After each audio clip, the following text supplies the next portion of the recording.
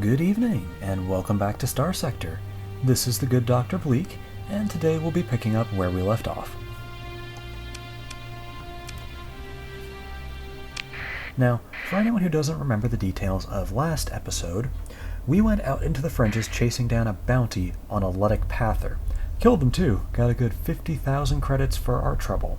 And on the way back, I stopped and picked up several bits of salvage, including a few ships that were still in usable condition. Now, as it stands, we now have a fleet of 6 ships. 3 combat ships, 1 freighter, 1 fuel ship, and this one that is a mod ship that I am not terribly familiar with. Let me see. This one came from Hazard Mining Incorporated. Now, as I understand, they're a private company that specializes in taking existing hulls and modifying them to suit their own needs. This one appears to be a variant on the Mule, which is a pretty common cargo ship. It looks like they've gone ahead and turned this into a mixed-use ship, with a couple of mounts for ballistic weapons, a fighter bay, and a couple slots for missiles. My concern is the cargo capacity, and about 200 isn't terribly bad. That said, the Buffalo has 450 as its base, and an extra 50 given that I have the bulk transport skill. Now, my plan for today is that we're going to go to Nexerelin, the head of the Persean League, that I believe, if I check the intel screen... Yes, over here, we're at -10 reputation with them, suspicious, but not enough that they'll open fire on us. And from the look of it, we should be able to get that built back up, eventually. Huh. Okay, so, I'm looking at the intel screen here, which has all the usual details about the major factions. That said, the modifications that I put on this game have added some new stuff that I don't recognize.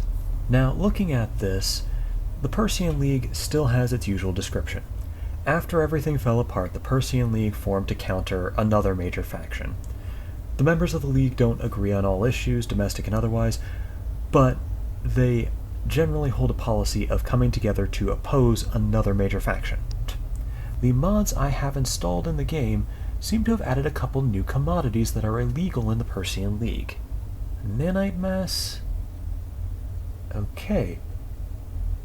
So apparently, there's nanites in here now, which is not something found in the base game. And we can capture them and sell them, but they're illegal in the Persean League.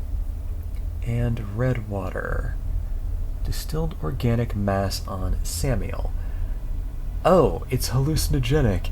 Oh, and it apparently allows people to speak with the dead, or at the very least hallucinate very convincingly that they are. I can see why this is in demand. Back on topic.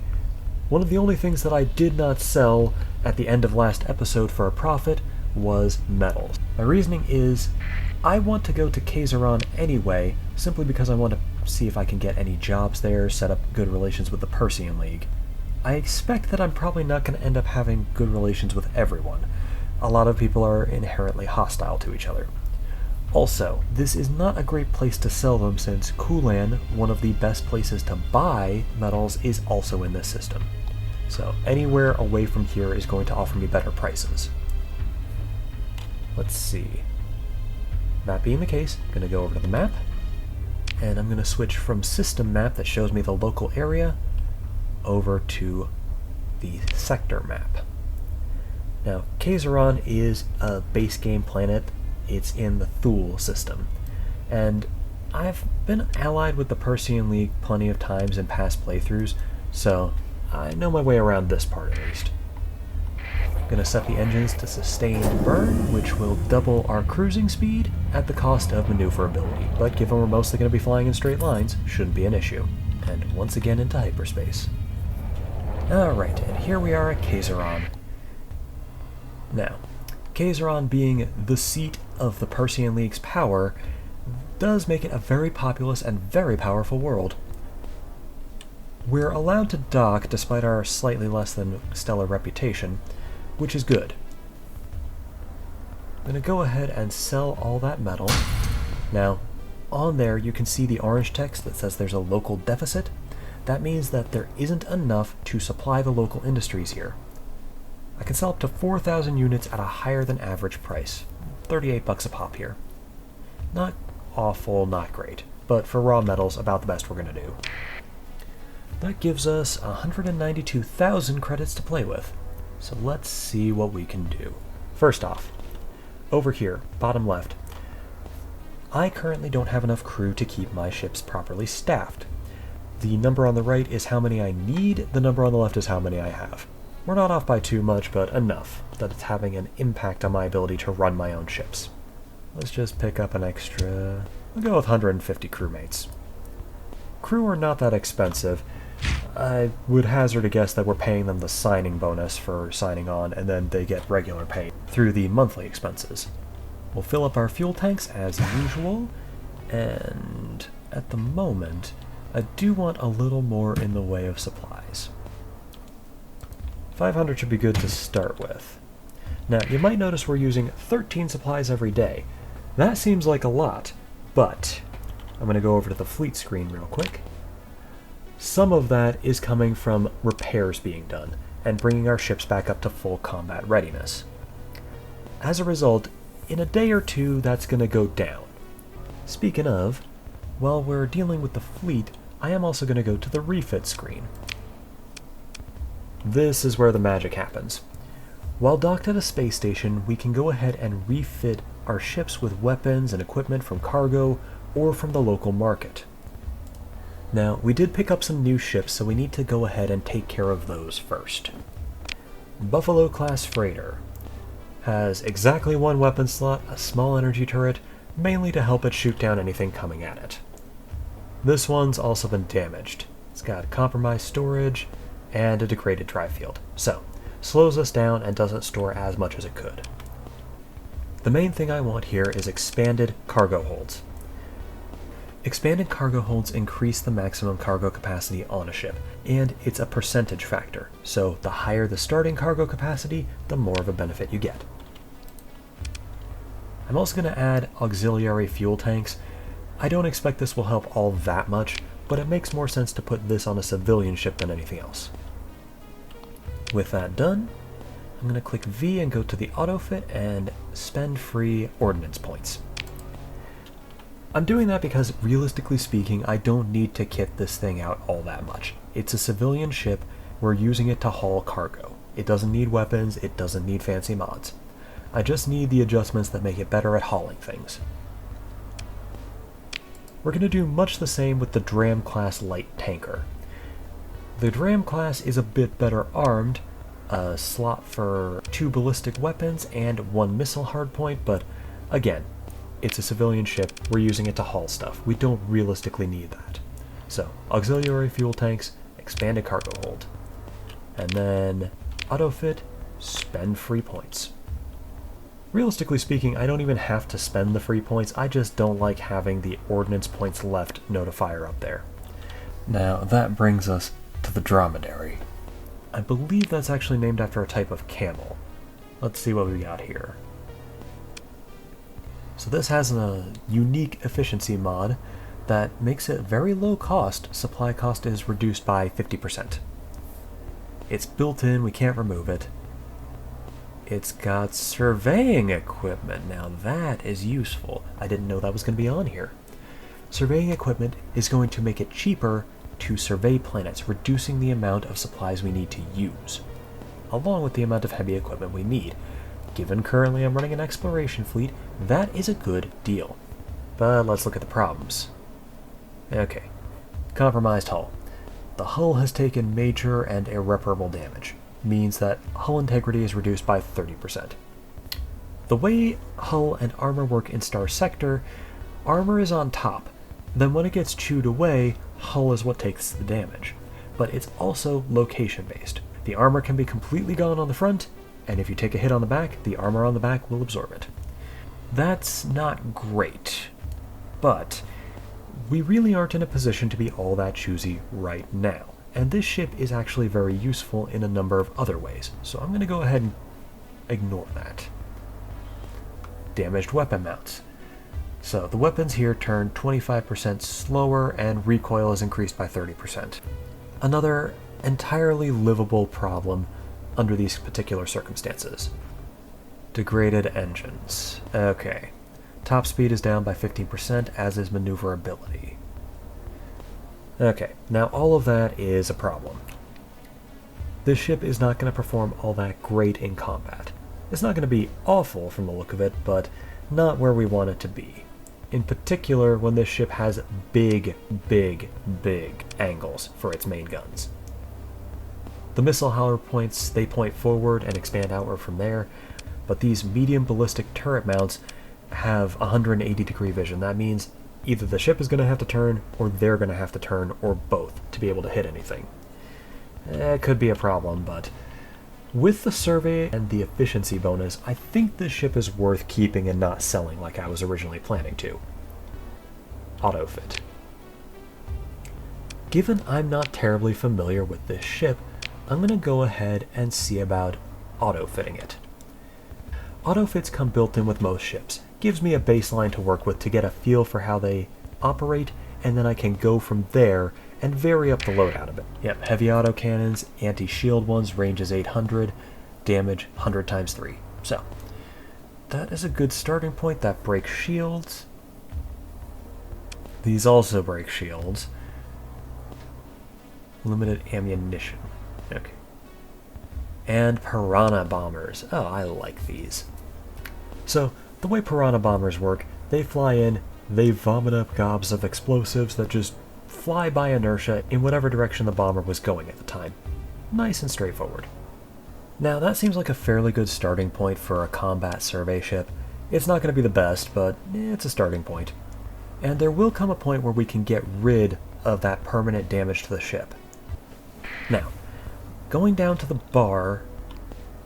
Okay, it looks like there's a fair few people here.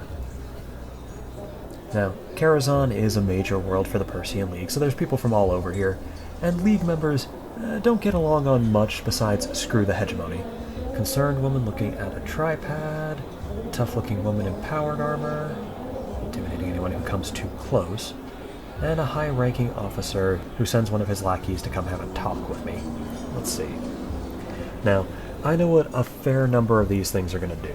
The concerned woman, I'm guessing that's going to be a trade contract. Yep. Okay, 1,100 units of ore needed to be delivered at Yama, which is in the Naraka system, and that's under hegemony control. I'm going to have to double check my standing with the hegemony before we go that way. I don't remember what the Tritachyon start gives us. Now, we can only hold 878 units of cargo right now, but this might be worth picking up another ship if we can find one that gives us a little bit of extra cargo space. It's good to build up that cargo carrying capacity early game, just so you can carry around everything you need to in the future. Let's see, the tough-looking woman. Now I'm guessing, based on context, that this woman is going to offer to help me steal a ship in return for some cash. Let's see, wants 11,000 credits, price is non-negotiable, and I'll need to provide 20 Marines for this to work. I don't believe I have 20 Marines.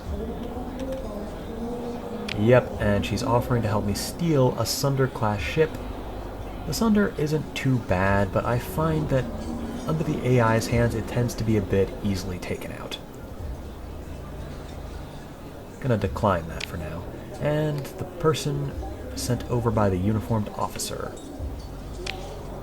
Alright. Oh, okay. I don't think so. So, this officer wants me to go bombard another planet. Wants a tactical bombardment, so just blowing up military targets and industry. It is a pirate world, but I don't really think I should do that. First off, I don't really have the ships to fight my way through to get to the target. Well, 70,000 credits would be nice. I don't really need to lose half my fleet on this. Let's see. Relations with the hegemony. Okay, they're neutral for the moment. Going back to the fleet screen, up at the top here you might see Open Market, Persean League Military, and the Black Market. That is options for buying ships. I'm going to go ahead and go to the Buy tab and just have a look, see what we've got here. Alright, Looks like we have several other ships that are available for purchase. Mostly low-grade stuff. Let's see. Shuttles, tankers. Ox tugs can be useful. They have dry field stabilizers. They're not good for much of anything else, but they make your ships go faster in general, by 1 burn level. Salvage rigs. If we're going to be going out into the fringes, that might be worth having. Now, salvage rigs have the salvage gantry. They increase the amount of salvage that you get back from doing any sort of salvage operation, though that only applies to normal stuff, not rare goods like blueprints and other items. Looks like we can get these at a discount too, because they're damaged. Degraded drive field, compromised storage, increased maintenance, erratic fuel injector. Okay, it's basically the same for both of them, just in a different order. Okay, I'm going to go ahead and buy one of these. And I'm going to pick up this freighter as well. And now we can hold 2,000 units of stuff. Given we only had 681 units before, that should work out well with us taking that delivery contract. Now, I gotta make sure I can do this, because delivery contracts, if you take one and don't deliver the goods, in future they require a deposit from you. You know, trust and all that. The rest of these ships, they're all beaten to crud, and I can't afford the only one that really has any major interest in me, which was the Eagle cruiser. Eagles are not a bad ship, but in this case, more money than I have, and very badly beaten down. Let's look at the black market. Now, the black market here is where you can buy things under the table. It means you don't have to pay the tariff, so prices are usually lower, and you can get more ships with more variety than what's available on the open market. The trick is, buying stuff on the black market will raise suspicion in you. The more suspicious the port authorities get with you, the more likely they are to stage a random search, and if they do that, then anything illegal you have on you in this area, like for example AI cores, will be confiscated and destroyed. There are ways around this, or at least to lessen the chances of it, but for the moment, nothing I really have a major need for. Okay, I need to see the description on. So, it's a pirate variant on an existing ship. These are pretty common. The pirates go around stealing basically anything they can get their hands on, and as a result, they have a lot of ships they don't really need, particularly cargo ships. So they do go ahead and modify whatever they can to give them more firepower. You should see their capital ship. It is a mess. If we happen to spot one, I'll go ahead and point it out and give you the details. But for now, we'll leave that be. Okay, getting back to the bar, I'm going to go ahead and take that contract for delivering something from the concerned woman at the table. Needs 1,100 units of ore delivered to Yama in the Naraka system, and I have the space for 1,463 units of stuff. Good. That'll be a quick $33,000, and a good way to start getting our relationship with the Independents up. While we're here, I'm going to go ahead and repair my ships. That'll use all the supplies needed to fix them up and bring them back to full combat readiness. And that means that it now shows our normal supply use, which in this case is 2.1 a day. Going to go back to the Intel screen, pick up that ore delivery contract, show that on screen, and there's Yama. Go ahead and right-click to set course for it, and off we go. Crud, crud, crud. Okay, so someone decided that we're a smuggler and decided to demand we allow a scan. I don't want to lose my AI cores. Those things are expensive. So, I'm going to go ahead and talk my way out of it. This is going to spend a story point. Now, every level you get 4 story points to spend. There's a couple uses. One of them is special dialogue options like this. Using it gets us bonus experience. But I've gone ahead and escaped with my AI cores intact. I don't have to let them scan me and potentially have to hand them over. And we're just going to leave as quick as we can. Bump. Asteroid impacts. Just another hazard of dealing with ring systems.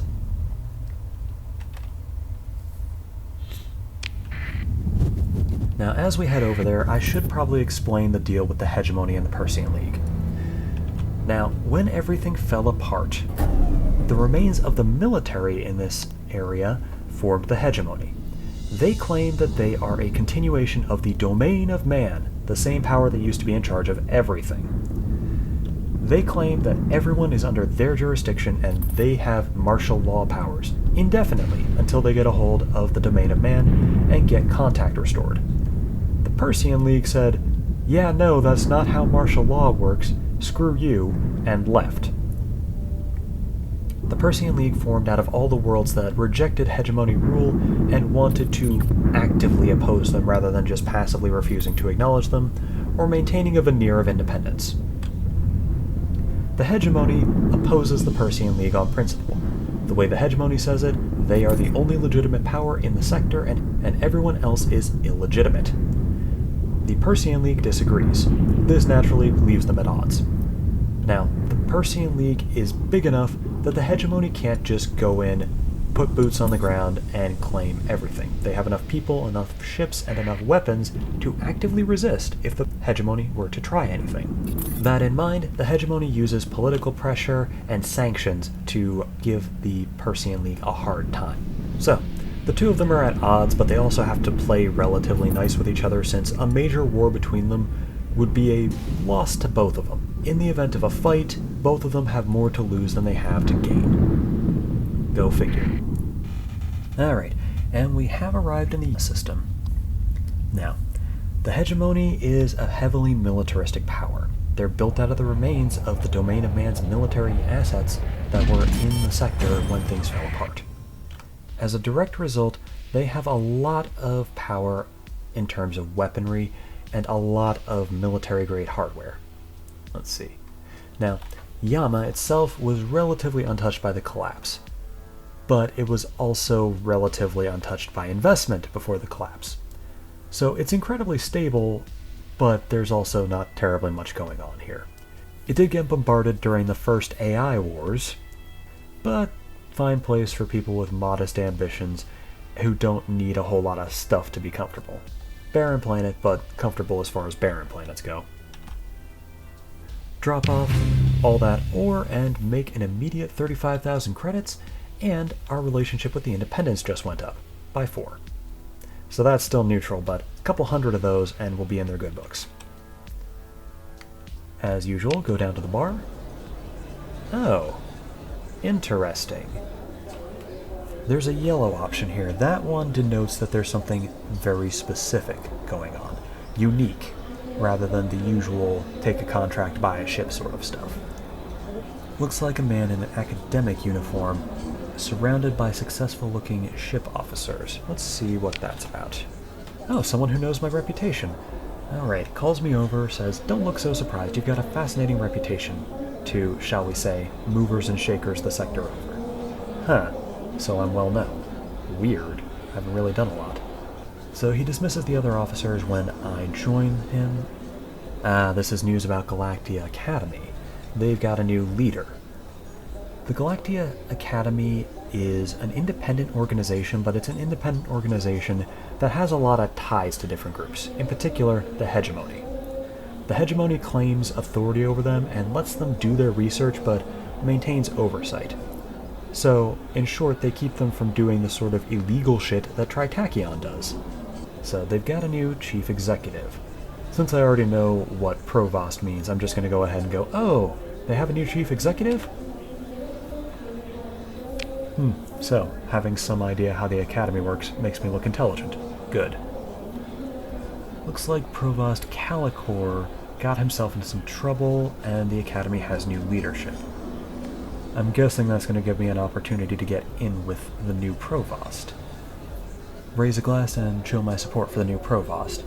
It never hurts to be in good standings with the new coming powers. All the usual, to fresh blood, my enemies slaughtered, their lands conquered, all that.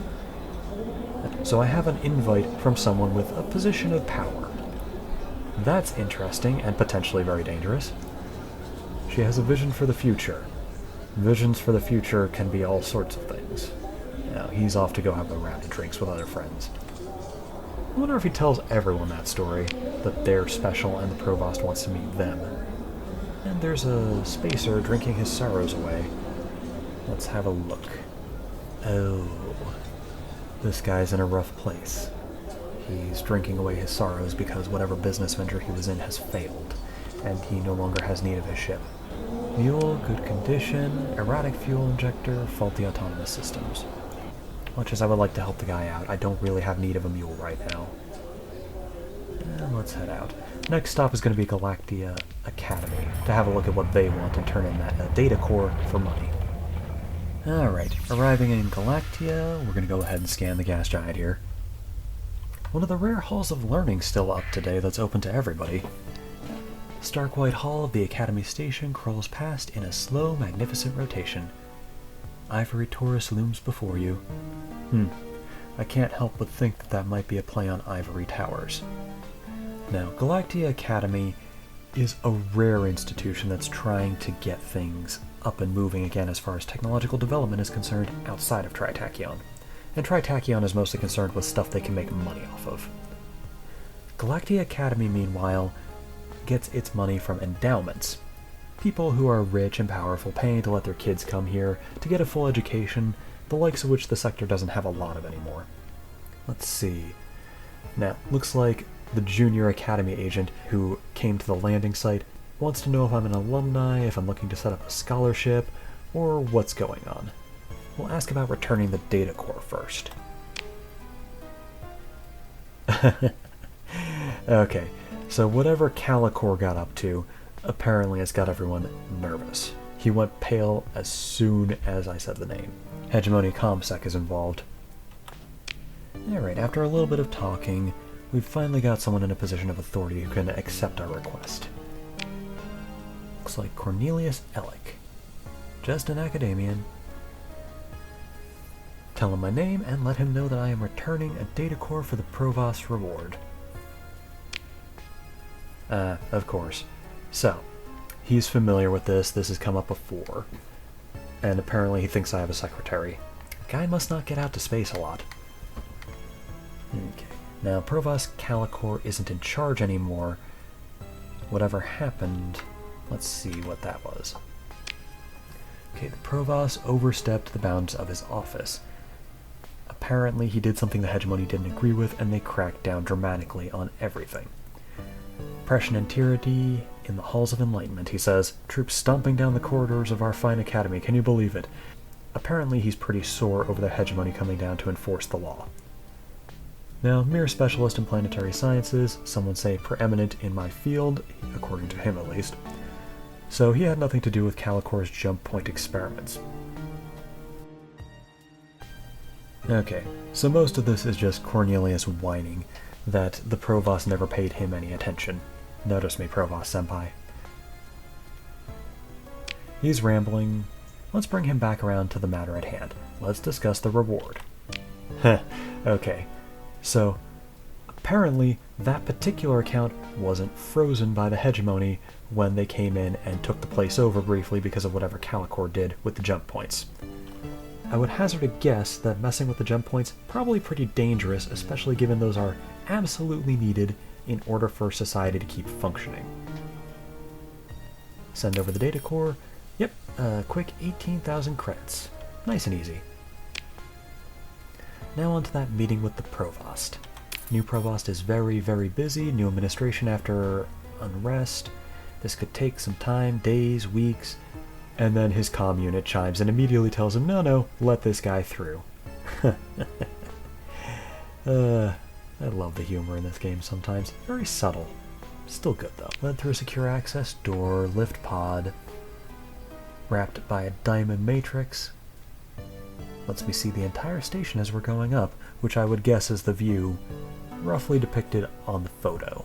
We're at the core of Galactia Academy. This would make sense for where the Provost keeps her office.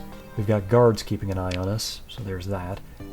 And plenty of people turning their heads to watch as the outsider is led to the core of the station where their leader is keeping her office. Let's play it cool. Eyes forward. Be humble and people will like you more. Provost Baird. So we arrive, the office doors close behind us, and we're alone with Provost Baird, who acknowledges our entrance while finishing up a call. The ancient wood shelves have real paper books on them. Now that is very indulgent on her part, given the fact that paper books are likely not made terribly much anymore. She apologizes for the mess, welcomes us in, just moved from our office. Before we can speak, she raises a hand, asks why we're actually here, because it's clearly not to set up a donation or anything. Okay, so the mod assumes that we went through the opening to the game as is standard for vanilla Starsector. To give you the quick rundown, Provost went and did something to the jump points, trying to figure out how the gates worked, and cut Galactia off entirely, leaving everyone stranded here. The tutorial mission has you go and solve that problem by finding the right information and tools to open the jump gates again and get everyone connected back to the rest of the sector. Provost Baird is curious as to what an up-and-coming mercenary captain who was able to reverse the mistakes of her predecessor would be capable of doing, and she asks what use is knowledge if it does not give us power and wisdom to change the world for the better. She leaves the question hanging in the air for a moment. So what do I think on this one? Knowledge is good for its own sake. Personally, I'm always in favor of more understanding. The more you know, the better you can react to everything around you. Ah, it was a rhetorical question, so she didn't actually want to know. So she wants to offer me a position with the Academy, very well paid. Doesn't want to make the same mistakes as her predecessor, so she needs someone out to do assorted tasks for her. I'm interested. It's another way to get jobs. So she's going to put me in contact with academic Elvis Sebastian. He's going to be my liaison. We'll receive mundane tasks from various departments so that we may work on building rapport and provide us with funds to get things going. She's going to require trust and intends to have me do bigger, more important jobs occasionally. Now, that being the case, let's see what Elvis has to offer. Now, apparently a lot of people really like this character. He does have soft academic boy with a heart of gold vibes. Oh, hello, it's you. Your contact looks surprised that you're calling up but manages to launch into an upbeat introduction. My name is Elvis Sebastian, the new provost, that is, Provost Baird, assigned me to be your liaison with the Academy. I hope you're as excited to work with me as I am to work with you. What a nice fellow. Nice to meet you, Academian.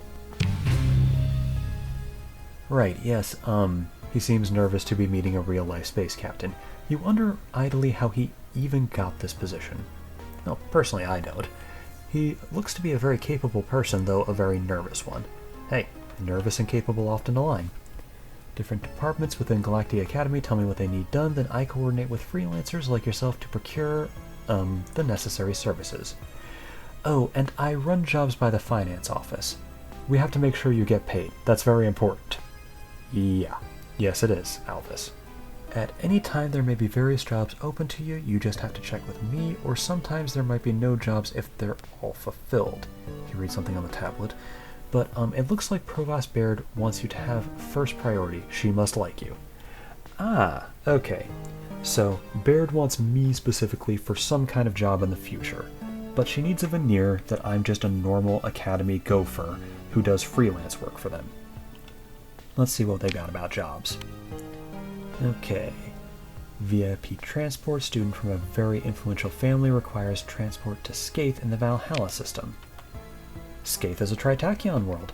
You'd have to get that done in 60 days. And it's a reward of 53,000 credits. Easy enough. Hop, skip, and a jump. Asteroid field scan. A team from nonlinear mathematics would like a special instrument package run on the Quarin, an asteroid field in the Ucheros system. And the Terran biology department needs a small team of scientists transported to a research outpost in the Zeta Circana system. Hey, weren't we just there a few days ago? Well, I think I'll take on both of those as well. Those ones aren't time limited, so whenever I happen to be going out that way, I can go ahead and get on them. Yeah, They need to go to Zeta Sergana 1. Gee, something is bringing us back there quite a lot. Well, gives me an opportunity to hit up the other star systems that we didn't stop in on during our last visit. Next things up, we'll deliver that VIP to Scathe. Oh, Scathe. You know, it's funny. I've never actually said the name of a lot of these planets out loud before, so this is going to be a bit of a learning experience for me. It's interesting that my pronunciation out loud doesn't quite match what I had in mind when thinking of these places. Then again, the human brain is a problem-solving machine, and it makes shortcuts wherever it can. Oh crap, oh crap, oh crap. We've just been cornered by some pirate raiders. Con request? Oh dear, they want the passenger that we picked up at Galactia Academy. Alright. So I'm going to go ahead and use another story point to get out of this, because this is too early in the game to be losing this sort of thing. And I don't have the ships to fight them off just yet. I'm going to go ahead and bluff by claiming that we're working for Warlord Kanta, current leader of all the pirates. Now, Warlord Kanta has a large family, and she's got relatives all over the sector. By bluffing and claiming that I'm working for her and transporting one of her family, I'm getting this guy off my back. And, looks like we scared him pretty bad. Let's get the fuck out of here. Okay, and arriving at Scathe, we're going to go ahead and drop off that student. Apparently he's an officer's son.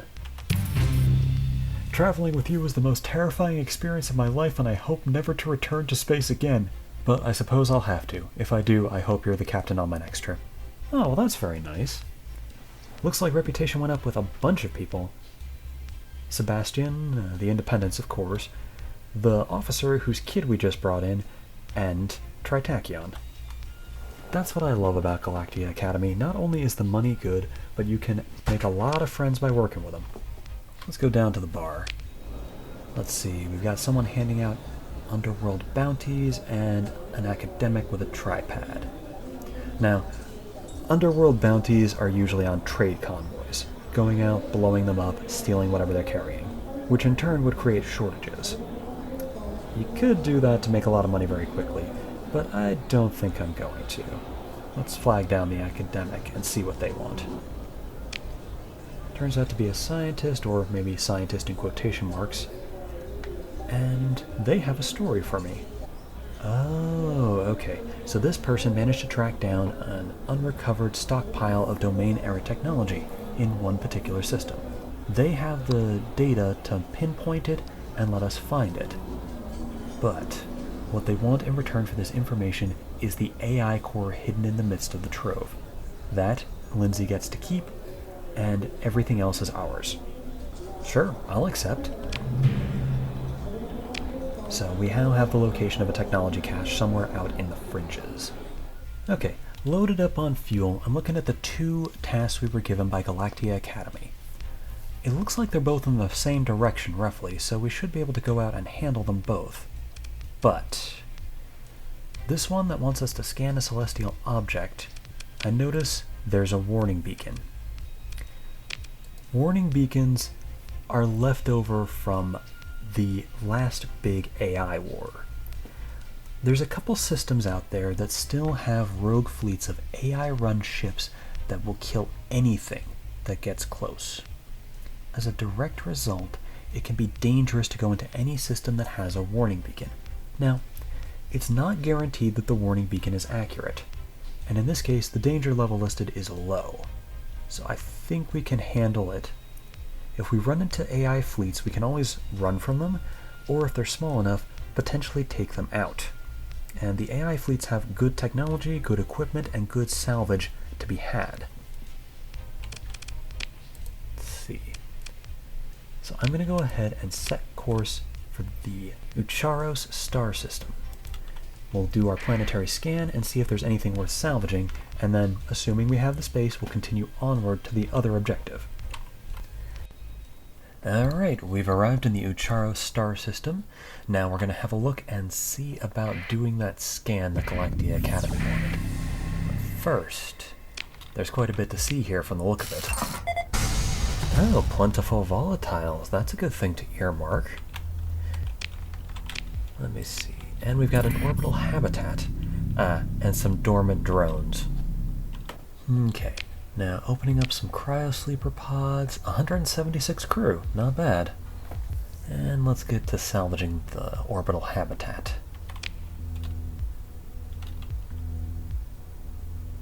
Excellent. That's a pretty good haul, all things considered. Some supplies, some fuel, heavy machinery, some domestic goods, metals, food, and an AI core, a gamma core specifically. Excellent. Now, salvaging something that big produced a debris field. We can go ahead and salvage again to see if we get anything else useful. There is significant risk, but it's likely something good is in this debris field, so let's give it a try.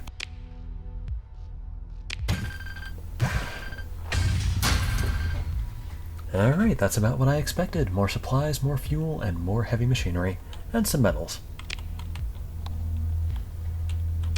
Another unidentified sensor contact. Mining station. Okay, now you might notice I'm avoiding the mining stations in general. The thing is, they have the potential to produce thousands of units of ore that's been sitting in storage, and while ore is not the most expensive thing out there, I still don't like wasting it. Instead, we're going to go ahead and go to the location Galactia wants scanned, and see what we get from there.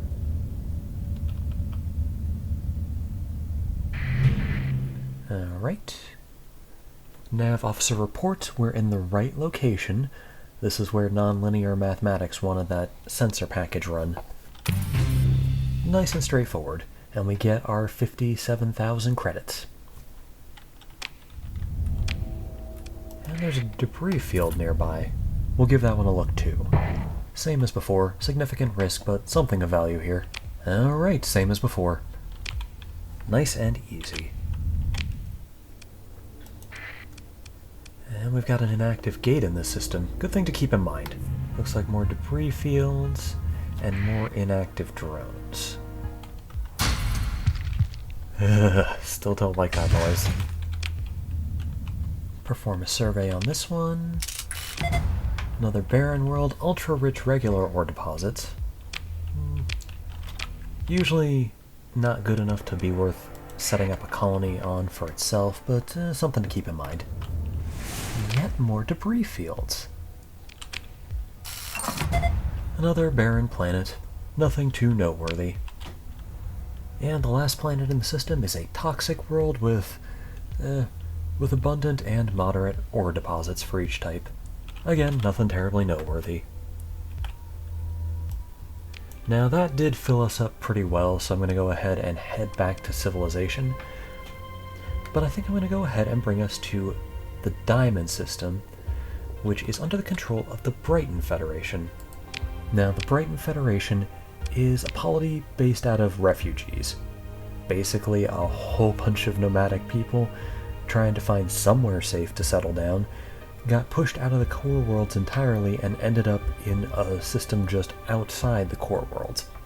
They set up their own planetary colonies and have since been living more or less on their own. Their industrial base is exceptionally weak, so instead of building things themselves, they're mainly a scavenger faction. They go after remnant ships, domain era derelicts, and the usual. Puts them in competition with the pirate raiders, but has become kind of a trademark for the Federation as a whole. Alright. Arriving in system, ready to go meet the Brighton Federation. Let's go have a look, see how they're doing. One of the great things about the Brighton Federation is that their industrial base sucks, so they're usually in need of something. Let's see. Trade. Yep, the Brighton Federation is in desperate need of metals, and they're a lot closer than Thule. What they do happen to have a lot of is food. While the Brighton Federation is definitely not the best place to buy food there is, it is a lot better than many of the planets out there. That said, I'm still going to sell this food off for what we can get.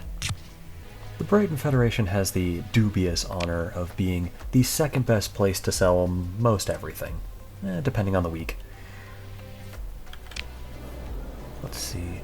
Looks like the bar just has an underworld boss looking to cause trouble, and I'm not really going to get into that right now. Sullivan, though. Sullivan had a good price for metal, so we're going to go there next.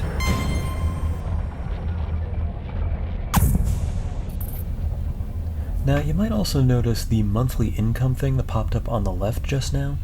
I haven't discussed it as of yet, but every month there are expenses for your crew and any Marines or commanders that you happen to have working for you, and depending what faction you're allied to, there might be a stipend set aside for you. I'm just going to pull up the funding screen real quick and show you. Under the Command tab, we have a couple different options. Option 1 lets us handle our colonies, Option 2 is orders, Option 3, the one we're here to talk about, is income. Now, over here, you can see that we currently have a stipend from Galactia Academy and a commission bonus from Tritachyon. The crew is also getting paid 5,579 credits every month, and we have officers being paid to the tune of 10,000 credits every month. Overall, that balances out to 24,421 credits up every single month. So we can count on not running out of money as long as we don't do anything really stupid. And over here at Sullivan, we can go ahead and sell those metals.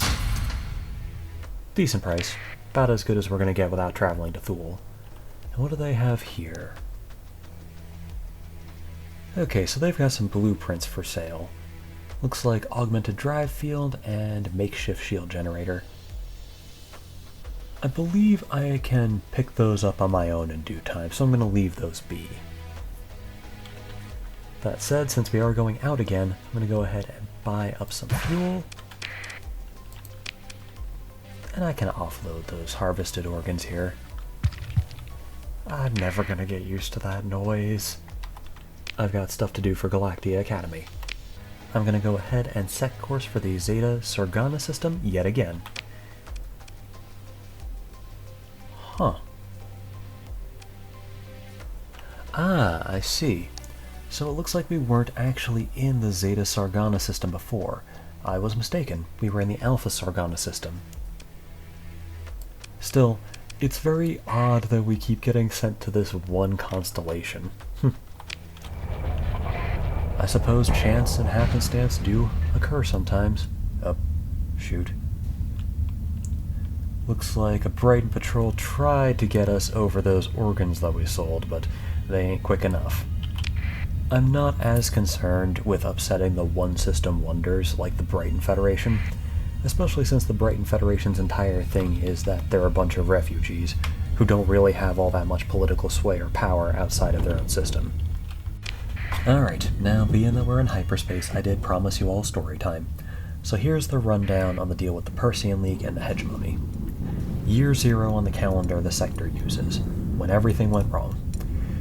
The gate network suddenly cuts off, and the Persean sector is isolated. The locals are overwhelmed. The administrators here were just supposed to be low-level functionaries handling the daily in and out of the domain of man. They weren't meant to run the place entirely on their own. The sector is not yet self-sufficient, at least not by the standards of the domain of man, so everything is rapidly falling apart. Piracy runs rampant, terrorism runs rampant, and slowly a bunch of different polities emerge based on who had what, when, where, and how. But that isn't the only thing that happened. See, the gates allow people to travel near instantly from place to place.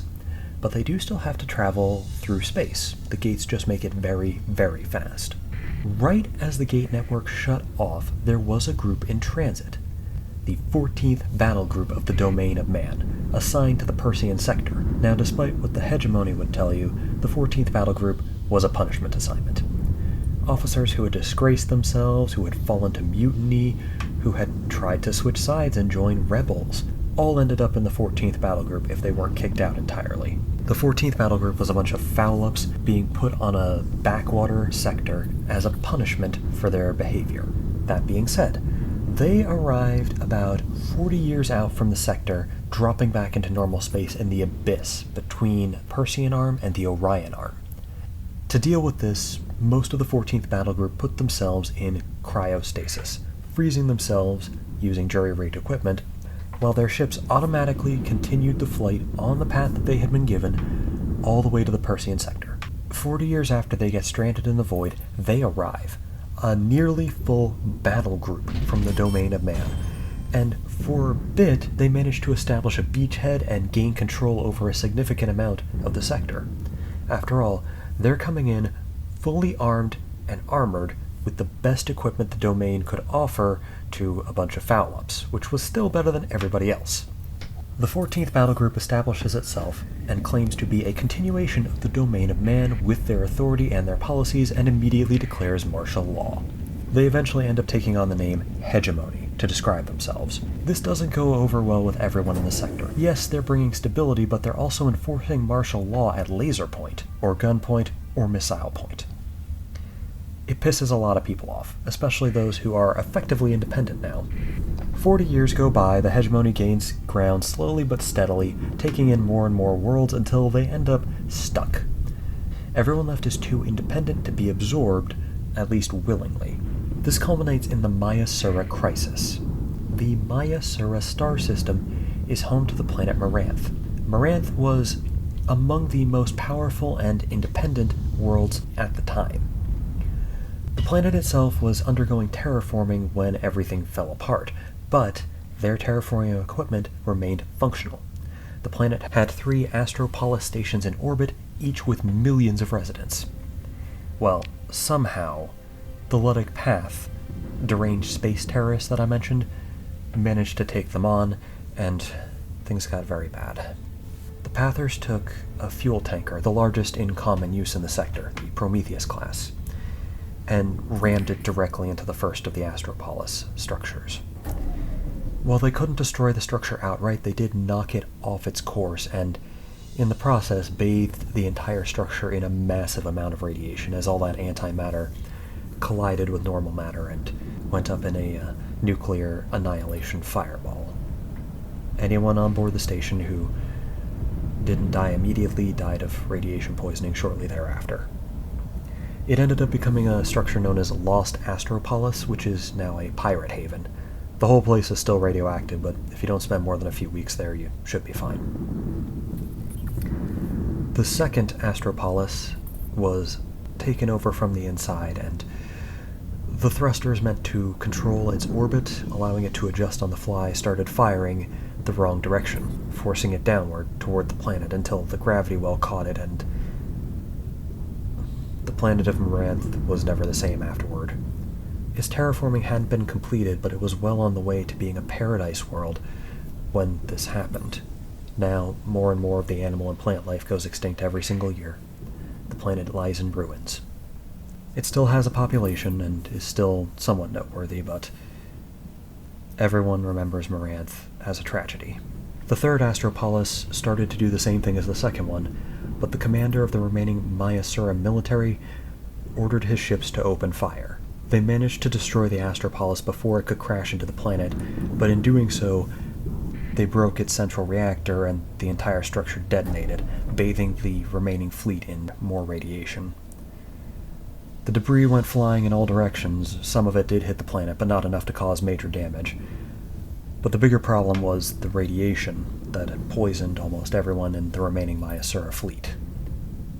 Shortly after, the hegemony moved in with relief efforts, but in the process they took out the remaining navy of the Maya Sura people and established their own control over everything left worth having.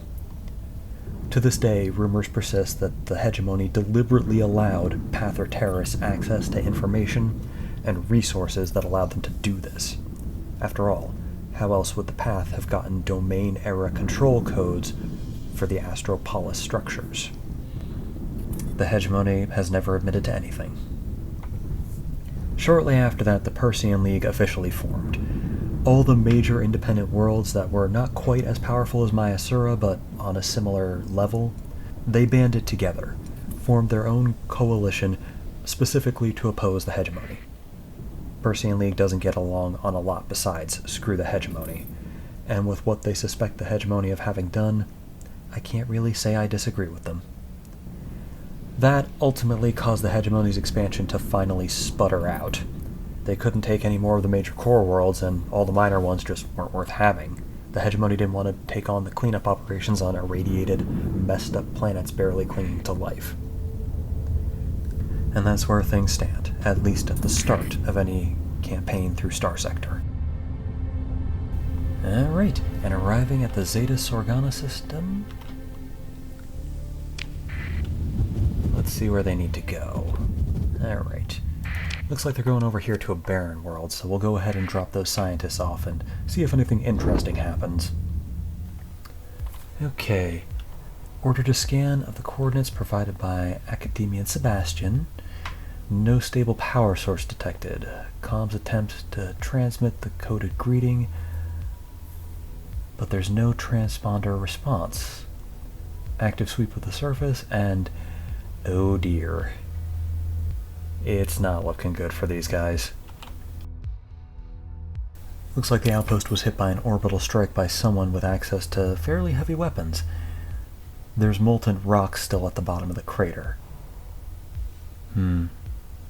Well, at the very least, the researchers can take heart that they weren't here when whatever happened went down. Pretty backwater planet anyway. While we're at it, I'm just going to go ahead and scan the system, or at least as much as I can without running out of supplies to get home. Oh, now that's interesting. Zeta Sorgana 3 has scattered ruins. Looks like this planet used to have a lot of habitat domes on the surface, but they've all been, shattered by time and wear and whatever conflict happened out here. Let's explore the ruins, see if we find anything. Ooh. Very first thing we do is find a ship in a sealed hangar. And it's a Wolf-class frigate. Let's see, looks like the only lasting damage is a compromised hull. 14 supplies and 15 crewmates needed to staff it. Yep, we can easily take that. And the Wolf, I find, is actually a pretty good frigate, all things considered. It's got some of the same problems as the Sunder, where it seems a little bit easily taken out. But if you can get 2 or 3 of them on one enemy ship, the amount of firepower they carry is more than enough to take it out. And going through with a salvage operation on the domes scattered all over the planet, because of that salvage gantry we picked up, we've got a fleet-wide salvage capability of 25%. Means 125% resource recovery. Let's have a look. Looks like minimal supplies, minimal fuel, some heavy machinery, which isn't bad, some metals, a couple units of volatiles. Now, this is an LPC, a limited production chip. This allows a carrier ship's nanoforges to produce fighters, replacement parts, and related ordnance. In short, it's a squadron of fighter ships. These ones are a mod ship that I don't recognize. We'll have to go through and have a look at the details when we do get ourselves a ship that has a fighter bay on board, but for now doesn't do as much. And integrated targeting unit. Okay, that's a blueprint for mods that I don't have yet. Now, with the blueprints for that mod, I'm going to go ahead and right-click and learn that. Now, having learned that, we can add the hull mod integrated targeting unit to any ship. At least any ship that doesn't have something preventing it from accepting that mod entirely.